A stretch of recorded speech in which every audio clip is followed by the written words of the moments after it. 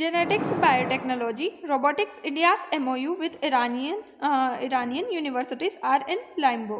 यानी कि आनुवांशिकी और जैव प्रौद्योगिकी और रोबोटिक्स जैसे क्षेत्रों में भारत और ईरान के विश्वविद्यालयों के बीच हुए समझौते फिलहाल अनिश्चित स्थिति में हैं। जैसे कि भारत ईरान विश्वविद्यालय समझौता विवाद क्या है पूरा मामला, तो हाल ही के वर्षों में इंडिया और ईरान के बीच शिक्षा विज्ञान के क्षेत्र में सहयोग बढ़ाने की कोशिश की गई। दोनों देशों के कई विश्वविद्यालयों में जेनेटिक्स, बायोटेक्नोलॉजी और रोबोटिक्स जैसे आधुनिक विषयों में MOU यानी कि मेमोरेंडम ऑफ अंडरस्टैंडिंग पर हस्ताक्षर किए गए। समझौते अटकने के कारण तो अंतर्राष्ट्रीय तनाव यानी कि ईरान पर पश्चिमी देशों के प्रतिबंध और मध्य पूर्व में बढ़ते तनाव का असर शिक्षा सहयोग पर भी पड़ा है।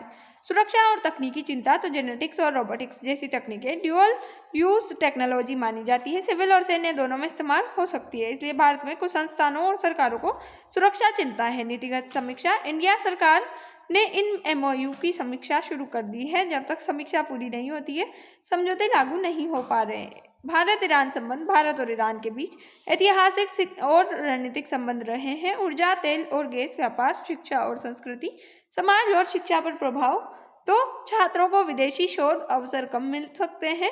संयुक्त रिसर्च परियोजनाएं रुक सकती है। वैज्ञानिक सहयोग की गति धीमी हो सकती है।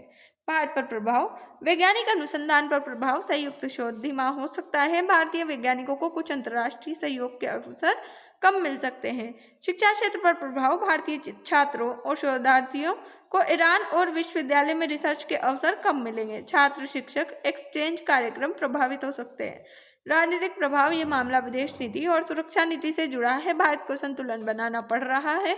एक तरफ पश्चिमी देशों के साथ संबंध और दूसरी तरफ ईरान के साथ पारंपरिक सहयोग। MOU क्या होता है? MOU मेमोरेंडम ऑफ अंडरस्टैंडिंग दो देशों, संस्थानों या विश्वविद्यालयों के बीच किया गया औपचारिक समझौता होता है। इसके तहत सहयोग के क्षेत्र तय किए जाते हैं, जैसे कि संयुक्त शोध और छात्र और शिक्षक आदान प्रदान, नई तकनीक पर प्रयोग, वैज्ञानिक सम्मेलन और प्रशिक्षण।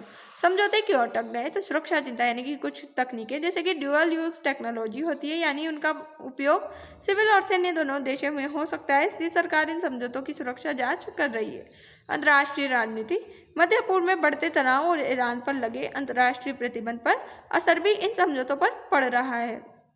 इसके क्या क्या बेनिफिट्स है?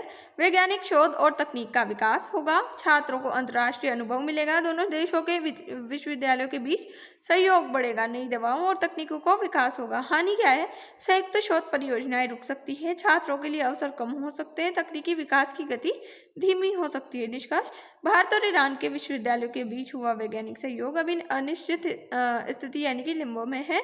भविष्य में यदि अंतर्राष्ट्रीय परिस्थितियां बेहतर होती है तो और सुरक्षा चिंताएं दूर होती है तो ये समझौते फिर से लागू हो सकते हैं। जय हिंद, जय भारत। Thanks for watch.